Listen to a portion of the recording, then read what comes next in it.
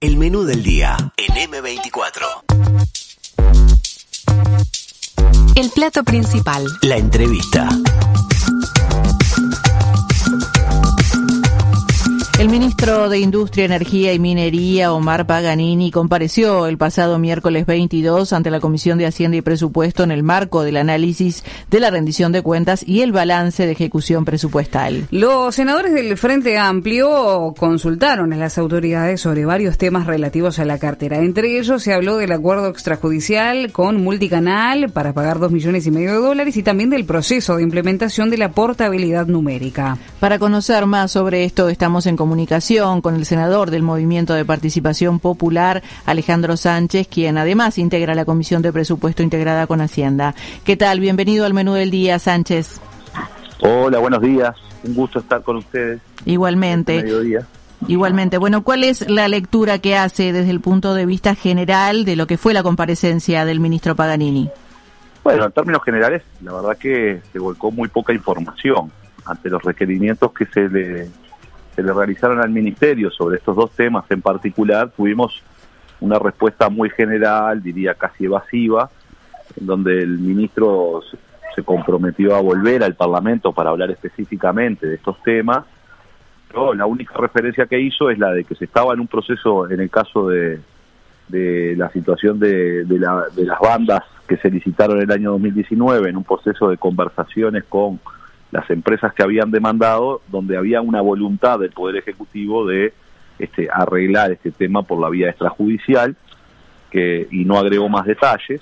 Esto nos preocupa muchísimo porque, a diferencia de lo que sucedió con todo el debate que hemos tenido recientemente sobre el acuerdo entre el Estado uruguayo y la empresa Qatum Nasí, donde no existía ningún tipo de informe jurídico sobre los extremos a los cuales se arriesgaba el Estado uruguayo en ese sentido. En este caso tenemos dos sendos informes, uno de la URSEC y otro de la Dirección de Jurídica de la DINATEL, donde han informado que las empresas no tendrían asidero en su reclamo, en su pretensión judicial, por lo cual a nosotros nos sorprende muchísimo la actitud y nos deja muchas dudas, por supuesto, la actitud del Poder Ejecutivo de entender negociar una indemnización por fuera del proceso judicial, cuando el Estado uruguayo tiene en su poder dos informes, uno de la unidad reguladora que establece que las pretensiones de las empresas no son razonables ni tienen asidero, y otro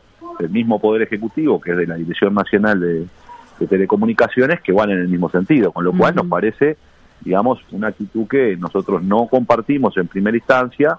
Nos genera muchísimas dudas este tipo de acuerdos. Pero de hecho, senador, desde las autoridades, desde el gobierno entienden que hay derechos adquiridos y bueno, que por eso el mejor camino es acordar con la empresa. ¿Es realmente entonces este mejor camino desembolsar esta suma de dinero? Estamos hablando de $2,5 millones.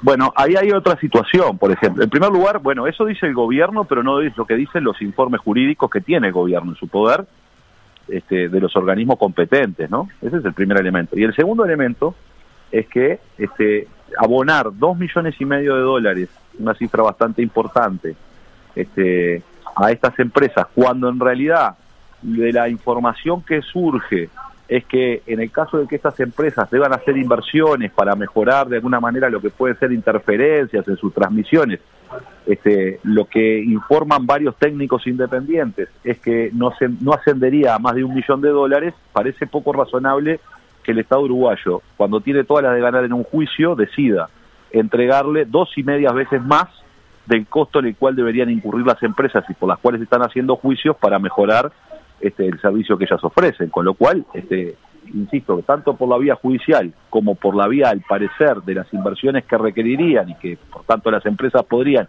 en un caso hipotético de perder el juicio, estar reclamando, estamos haciendo un acuerdo extrajudicial que le estamos dando 2,5 veces más de los costos en los que deberían incurrir las empresas, por lo cual, insisto con que esto genera muchísimas dudas y, evidentemente, en cuanto termine la rendición de cuentas, estaremos citando a el Ministerio de Industria y Energía y a la URSEC a que informen en las comisiones de industria los extremos de este acuerdo, en el cual pareciera ser no es conveniente para el Estado uruguayo, salvo que sea algún tipo de decisión política de beneficiar a estas empresas, ¿no? Ahora, el ministro durante su comparecencia afirmó que todavía no se pagó ni se firmó nada, pero que bueno, que probablemente a la brevedad sí se firme, ya que hacerlo es voluntad del Ejecutivo. Ahora, ¿cuáles son los perjuicios más allá de lo económico si se acuerda con Multicanar? ¿Se expone a alguna otra forma, de alguna otra forma el Estado? Bueno, habrá que ver qué pasa con las empresas que resultaron adjudicatarias de esas bandas. Una es una empresa privada de telecomunicaciones y otra es la empresa pública Antel, que pueden hacer uso a partir de una licitación pública que se llevó adelante con todas las garantías y que ganaron en buena ley las licitaciones para la utilización de ese espectro de banda. Y además hay otro problema que está relacionado con una veintena de empresas que están en el interior del país que podrían subirse a una demanda, ya que se ha indemnizado a estas empresas tan grandes de Montevideo, perfectamente podrían requerir y generar un antecedente que podría generarle unos daños mayores incluso al Estado uruguayo por este acuerdo extrajudicial, ¿no? Entonces, en realidad, desde mi punto de vista, no parece ser razonable que el Estado uruguayo realice un acuerdo. A mí no me gusta, además, cuando estamos hablando de empresas de comunicación, todos sabemos el poder que tienen, el peso que tienen las empresas de comunicación en la opinión pública, que se generen este tipo de acuerdos, cuando en realidad para eso, para resolver las desavenencias entre privados o entre el Estado, para eso tenemos la justicia, que es el espacio imparcial para que pueda resolver. El Frente Amplio entonces va a insistir con estos dos informes de la Orcegui y de la Dinatel. ¿Hay una fecha prevista para que vayan a dar explicaciones por estos organismos? Bueno, la rendición de cuentas está por terminar y inmediatamente estaremos convocando al Ministerio. Además hay una duda. Pero si se afirma antes y se paga, digamos, ¿no quedaría por el camino esto? ¿No se podría hacer algo antes para evitar que justamente se invierta ya, se pague esa suma de dinero? Nosotros le transmitimos al gobierno la inconveniencia de realizarlo y el gobierno ha dicho que ha tomado la decisión de hacerlo. Entonces, veremos qué mecanismos. Yo sé que en la Cámara de Diputados, porque el Senado está tratando rendición de cuentas y no funcionan las comisiones cuando se trata de rendición de cuentas, probablemente haya alguna convocatoria al Ministerio antes, en estos días. Incluso a mí me surge una duda, por ejemplo, habiendo dos informes negativos, ¿qué informe tiene el gobierno para llevar adelante esta decisión? ¿O es una decisión que el gobierno asume sin ningún tipo de información técnica? Es simplemente una voluntad política de otorgarle recursos a empresas que están vinculadas a los medios de comunicación. Eso es lo que me parece que es lo que está por detrás. Yo no afirmo que haya una intencionalidad de esto del gobierno, pero lo que digo es... Pero si ayuda a una empresa privada, por otro lado, pierde ventaja Antel, ¿no? La empresa pública. Por supuesto, con lo cual ya vemos una política de erosión de la empresa pública Antel, que eso es sistemática, es parte de alguna manera del plan de gobierno. Baste decir que yo diría, cualquier empresa privada del mundo que contrata un gerente y que el gerente se dedica a hablar todo el día mal de la empresa, no debería estar de gerente. Bueno, eso es lo que está pasando hoy con el presidente de Antel, que un día sí y otro también habla mal de la empresa. Pareciera ser que en vez de haber sido contratado por la empresa para llevarla adelante en un ejercicio de competencia y liderar, como viene liderando las telecomunicaciones Antel desde hace muchísimo tiempo, tenemos un presidente que se dedica a hablar mal de la empresa todo el tiempo. Entonces parece ser que hay una especie de aversión a las empresas públicas en el gobierno, pero bueno, insisto con esto, es decir, acá hay que ver que no haya arbitrariedad de parte del gobierno en el sentido de tomar decisiones cuando tiene dos informes. ¿Qué otra información tiene el gobierno? ¿Qué otros elementos técnicos tiene el gobierno para sustentar su posición política? Bueno, eso es lo que tenemos que saber porque no lo tenemos arriba de nuestra mesa como información y las respuestas del ministro han sido muy escasas en la Comisión de Rendición de Cuentas, incluso porque planteó que no era motivo de la rendición de cuentas y que por tanto estaba dispuesto a venir para hablar en profundidad más adelante. Sánchez, ¿cuál es la postura del Frente Amplio sobre la portabilidad numérica?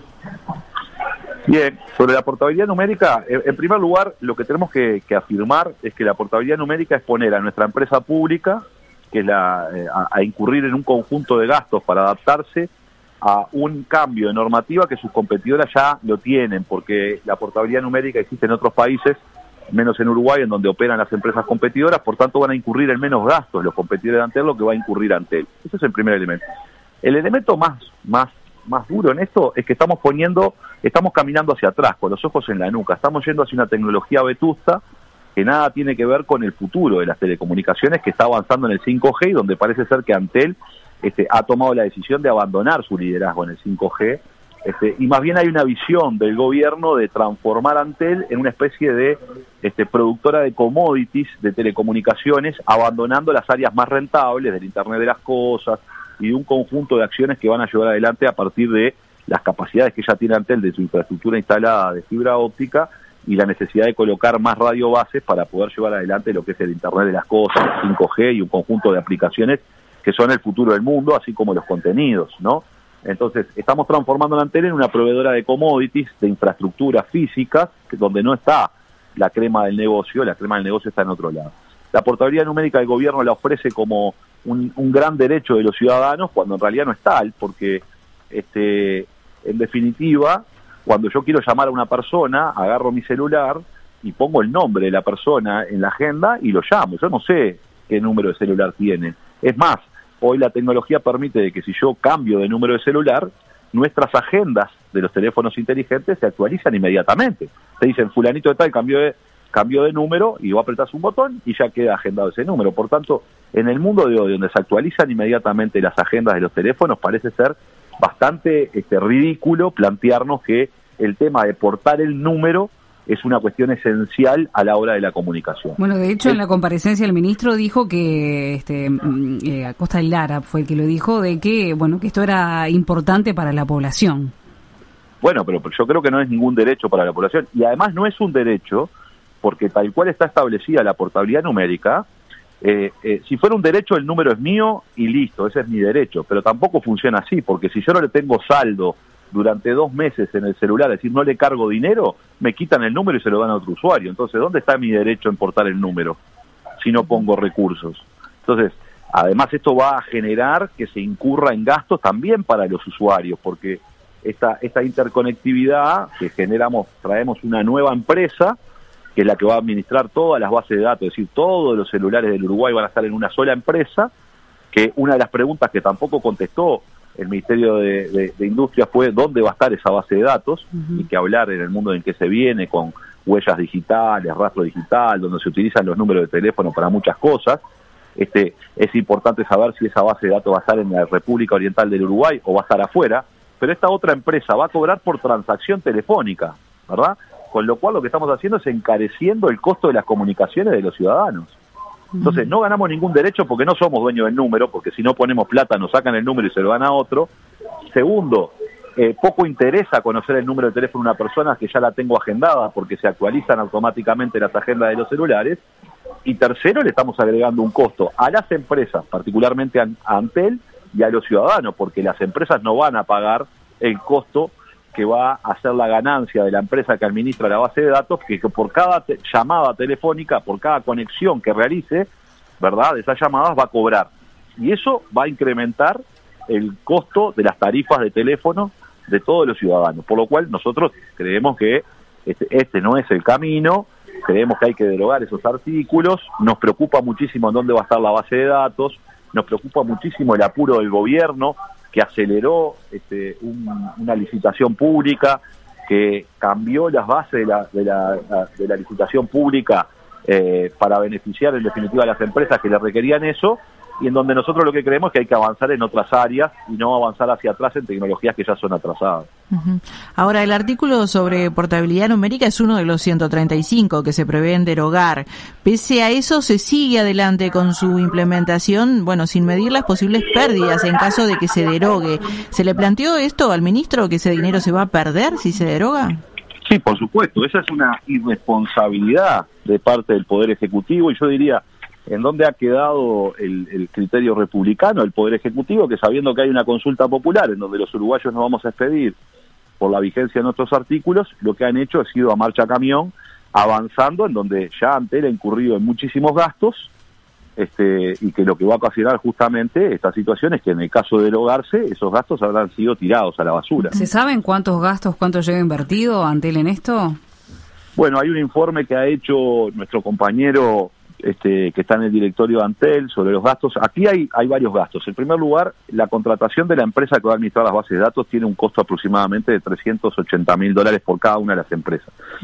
Pero lo que se estima es que Antel tenga que invertir en el orden de unos 15 millones de dólares para llevar adelante esta transformación que se le exige, un montón de cambios de software, un montón de tecnología que tiene que comprar, un montón de cambios que debe hacer adentro de la empresa, y ascienden aproximadamente a esa suma, con lo cual estamos haciendo un enorme esfuerzo cuando Antel debería estarse concentrando en otras áreas. Este gobierno retiró a Antel de la creación de contenidos, retiró a Antel de la vanguardia en el 5G, y lo que está haciendo justamente, desde mi punto de vista, es una especie de privatización 4.0 en donde se está, de alguna manera, marchitando a las empresas públicas, tratando de restringirlas de su inversión, que no realicen inversiones y que vayan abandonando las áreas más estratégicas, más importantes del negocio de las telecomunicaciones, en este caso, concentrándose en otras áreas. Yo creo que ese no es el camino. Fíjense en que el mundo va avanzando hasta un lugar en donde probablemente en el futuro ya no usemos llaves, ¿no? Nuestras llaves sean digitales para entrar a nuestras casas. Esto ya está sucediendo con los autos 0 kilómetros que se compran, que ya no vienen con llave, vienen con un llavero de proximidad. Uh-huh. Todas esas cosas son aplicaciones que se van a generar a partir de lo que va a ser el incremento del Internet de las cosas. Un conjunto más amplio todavía de actividades, incluso actividades financieras, actividades que tienen que ver con la logística. El mundo está avanzando, probablemente en algunos años tengamos vehículos no tripulados que van a tener que llevar adelante determinados trabajos, y eso va a ser los proveedores de telecomunicaciones los que trabajan en esas áreas. La reserva de datos, Antel tiene un data center, ha logrado el cable submarino. Podríamos estar siendo hoy un país que esté ofreciendo, por ejemplo, capacidades para almacenar datos, porque todos hablamos de que la información está en la nube, pero esa información después tiene que estar físicamente en un lugar, almacenada y respaldada, porque no puede quedar solo en la nube debido a que puede tener grandes problemas. Antel podría ser hoy un proveedor de almacenamiento de información muy sensible, por ejemplo, del sistema financiero. Imagínense en las actividades en las cuales pueden incurrir las telecomunicaciones debido al cambio tecnológico, al avance y la innovación tecnológica disruptiva que estamos viviendo, y estamos discutiendo portabilidad numérica. O sea, justamente estamos con los ojos en la nuca en vez de estar mirando el futuro y desarrollando y preparando a nuestra empresa pública para que sea de punta en ese futuro, como lo ha demostrado en los últimos años ser una empresa de punta a nivel no solo nacional, sino mundial. Uh-huh. Senador Alejandro Sánchez, le agradecemos mucho su paso por el menú del día. Nos quedaron algunos temas por tratar, pero queda la invitación abierta para otra oportunidad. Por supuesto, siempre a la orden para el menú del día y más a estas horas, donde siempre se nos abre el apetito de conocer más. Y ustedes nos ayudan a traernos información todos los mediodías. Muchísimas gracias. Buena jornada. Que pasen muy bien. Chao, chao. 97.9 FM Montevideo. 102.5 FM Maldonado. Escucha distinto.